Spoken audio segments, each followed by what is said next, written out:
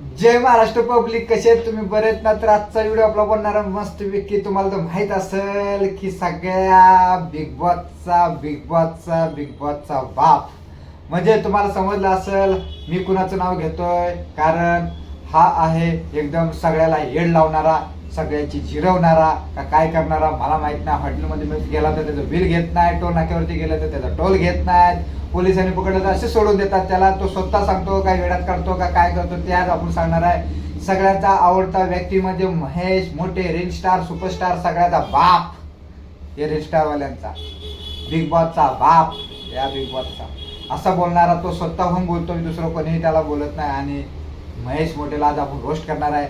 भाईने ते काय एकदम झकास असं एकदम तोडून मोडून टाकल्यासारखं केलेलं आहे. आणि बिग बॉसचं वाट लावायचं ठरवलेलं आहे त्याने. विचारांना काय करतोय काय नाही, तो बिग बॉसचे सगळे रेकॉर्डिंग दाखवत आहे, सगळं काय काय करत आहे. आणि बिग बॉसचा पहिला कंटेंट म्हणजे जो बिग बॉसमध्ये गेलेला आहे त्याला भाईनी पहिलं सांगितलं होतं 5 महिन्या आधी की मी तुला बिग बॉसमध्ये घेऊन जाणार. आणि भाईने बिग बॉसमध्ये पाठवला. कोण आहे तो ते बघून घ्या. रोशन भजनकर या व्यक्तीला मी ऑगस्ट मधल्या 5 तारखेला मेसेज केलता. त्यानं ऑगस्ट 5 तारखेला 2025 त्यानं मेसेज केला होता की तुझी आयडी मी बिग बॉसला पाठवतो. अजून पुढचं ऐकून घ्या. बिग बॉस व्हायच्या 4-5 महिने आधीच भाऊ तुम्हाला बिग बॉस साठी कॉन्टॅक्ट करून देतो. मित्रांनो, जो माणूस आज बिग बॉसचं नाव सगळ्या ह्याच्यावर झळकवतो ना त्या माणसाला मी कॉन्टॅक्ट करून दिला. अरे महेश मोठे भावा, तू त्याला कॉन्टॅक्ट करून दिला आणि तो गेला आणि तुला बाहेर ठेवलं. त्यासाठी तर ठेवलं बाहेर तुला. दादा महेश मोठे टोलवरती तो पण येतो, हात मिळवतो. अरे वा, काय खतरनाक आहे, खतरनाक. महेश मोठे तुझा लेवल भाई टॉप लेवलचा माणूस आहेस. तू बारक्या लेवलचा माणूस आहेस नाही भाई. तू बिग बॉस साठी जन्मलाच नाही. तू बिग बॉस काढणार आहे ते खरंच. बिग बॉस मध्ये मला बोलवतो भाई.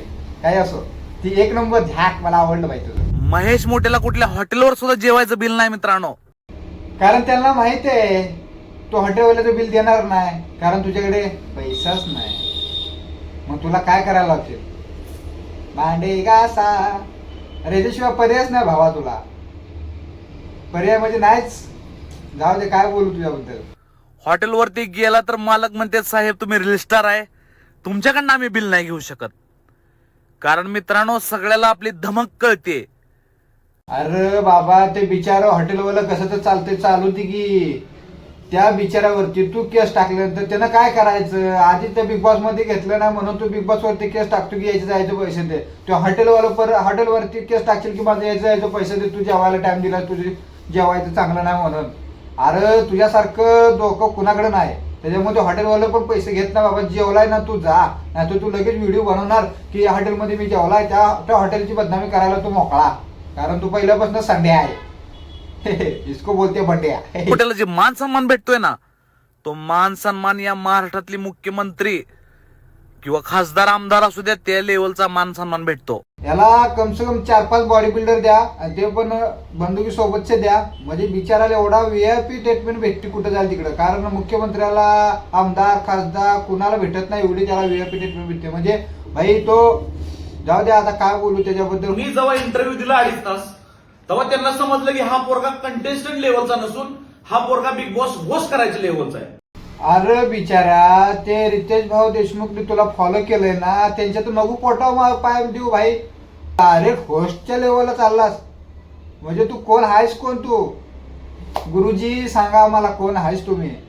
आपल्या गावठी बिग बॉस साठी आजचा मकर संक्रांतीचा दिवस एवढा गोड ठरलाय ना मित्रांनो. कारण मी मीटिंग साठी जाऊन आलोय. आपल्या गावठी बिग बॉस साठी तब्बल 8 कोटी रुपयाची स्पॉन्सरशिप भेटायला लागली मित्रांनो. लक्षात ठेवा, जे पण कलाकार येतील सगळ्याला पैसे मिळणार आहेत. अरे तू सगळ्याला पैसे देशील, पहिलं ते टोल नाक्यावरती हॉटेलवाल्याचे पैसे कधी देणार आहेत? ते बिचारांना बोलव, त्यांचे पैसे दे आणि परत दुसऱ्या माणसाला दे. तुझ्या बिग बॉस मध्ये जे येतील ना त्यांना परत दे. आधी त्यांचे पैसे दे. फुकट खाऊन येतो, फुकट टोल जातो, त्या माणसाने करायचं काय? काय रे, काय तुझी अवस्था चालली आहे मला काय समजेना. माझी मकर संक्रांत खूप गोड झाली. आमची मकर संक्रांत कडू झाली. तुम्ही लोक सुद्धा सांगा की मी आणखीन कुणाला ह्यात घ्यायला पाहिजे. महाराष्ट्रामधल्या सगळ्या कलाकाराला घे बाबा, कुणाला सुद्धा म्हणजे कुणाला सोडू नको, सगळं एक नंबर. आणि ती गावठी बिग बॉस आपण बनवणार, त्याच्यामध्ये मस्तपैकी टॉयलेट बिल असं चिंपाडी घेऊन त्या दगडानं घेऊन मस्तपैकी माळाला गेली पाहिजे, असं सगळं बनव. म्हणजे गावठी बिग बॉस असा हाय लेवलला गेला पाहिजे, खतरनाक लेवलला. आणि मला घे पहिला, दुसरं कुणाला घेऊ, मला घे.